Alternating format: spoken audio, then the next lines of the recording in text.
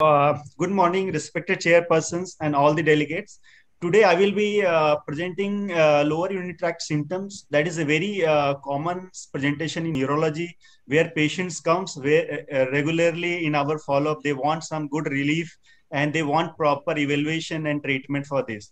This is a group of symptoms in urology. It can be present in male or female. So my presentation will be in a different steps. Like first, I will introduce the subject of LUTS, followed by what are the common symptoms and signs and how we evaluate. And then we have two cases for discussion at the end. So LUTS is a group of symptoms that results from bladder or urethra problem. It can be triggered by obstruction, infection, irritation of the urethra, bladder neck, or sphincter, and especially in men because of prostate. It is more common in male, but it can also affect the females. So common causes are BPH, bladder stone, cancer of the bladder and prostate, uterine muscle weakness, overactive bladder, diabetes, prostatitis, urethral strictures, UTIs.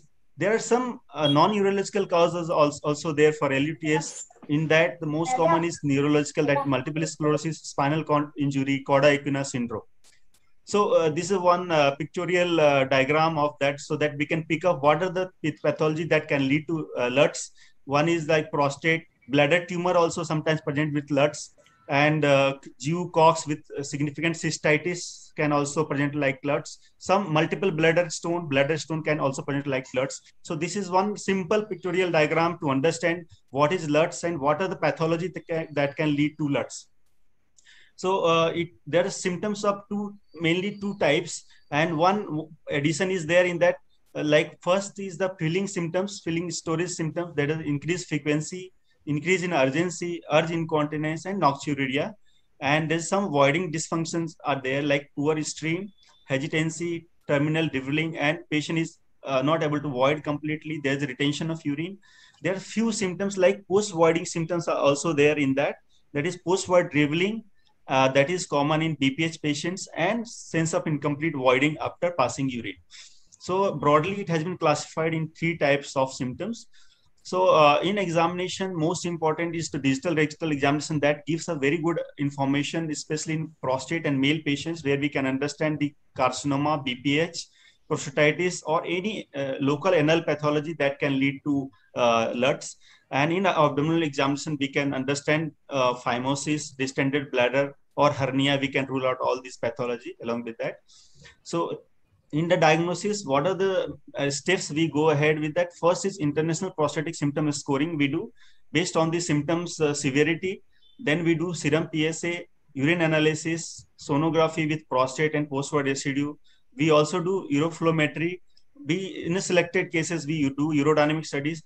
And if indicated, if there's no relief with symptoms, then we may require to do cystoscopy to establish the diagnosis.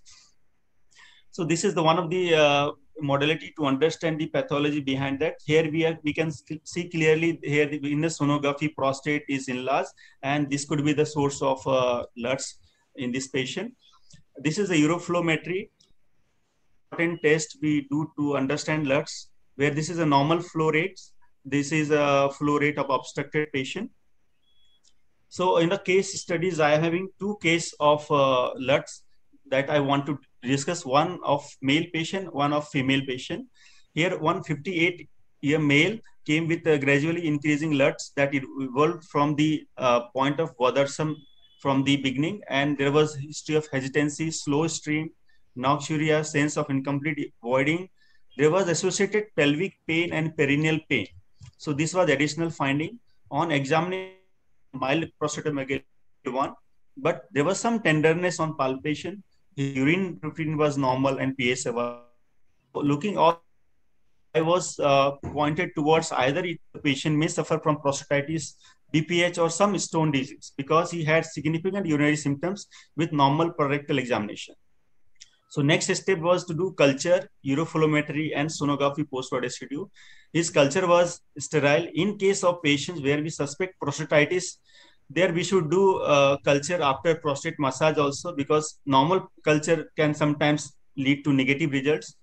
His urine flow was borderline reduced, and his sonography was showing 30 grams of prostate. with no much significant PVR. So I came to conclusion of prostatitis considering all this problem, and the treatment given was the alpha blocker.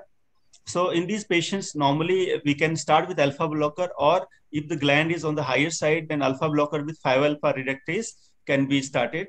In alpha reductase, alpha blockers, we prefer tamsulosin and silodosin along with finasteride or dutasteride.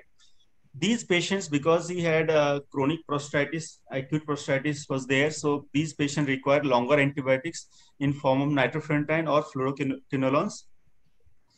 And after treatment, this patient improved, but he required longer treatment with antibiotics. Here's the second case of LUTS in a female. Female patient also present with significant LUTS, and there is significant 20 to 30% incidence is there, where overactive bladder is very common in female. So here's a 55-year-old lady. She had significant frequency of urine. So in fact, she was going urine every half an hourly. Her urgency was too much. She was not able to hold urine whenever she was having sensation. Night frequency was too much. She had also suprapubic pain while passing urine.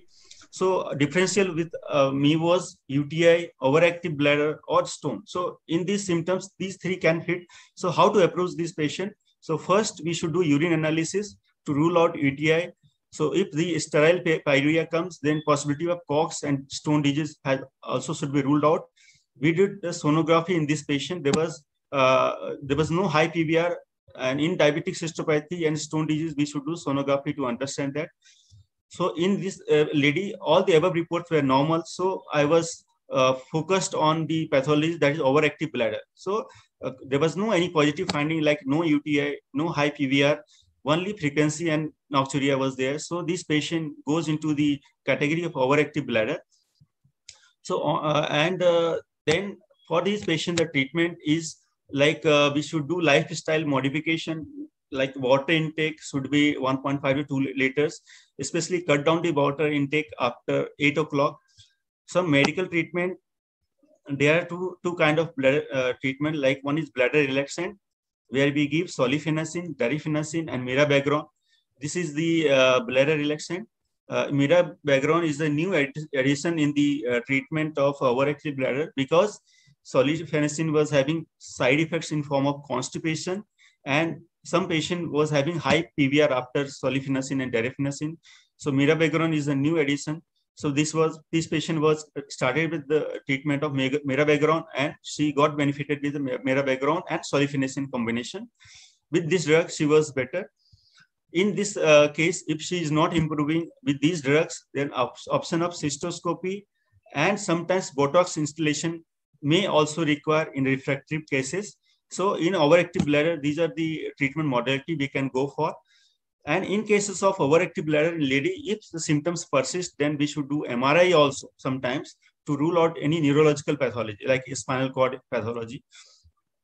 So after discussing these two cases, one in male and female, the take-home message of this presentation will be like LUTS is very common urological presentation.